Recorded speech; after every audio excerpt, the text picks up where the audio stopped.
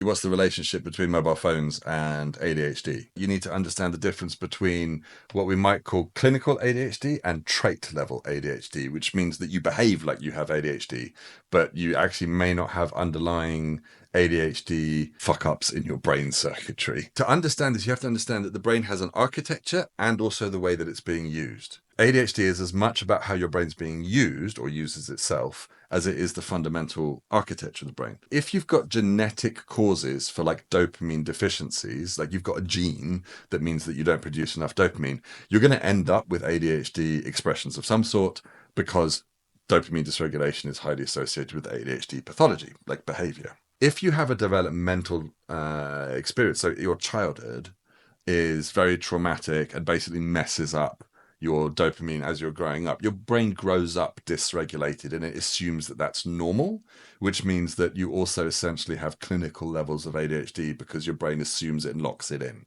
But it's not genetic, it's to do with trauma in childhood. And then the third one here is these little bastards, because these are designed to dysregulate your dopamine. Like that's how they keep you hooked and they get your attention for all their ad dollars. And they're literally manipulating the fact that our brain's really bad at regulating dopamine inherently. Because we've never had to. We've always lived in a time of scarcity.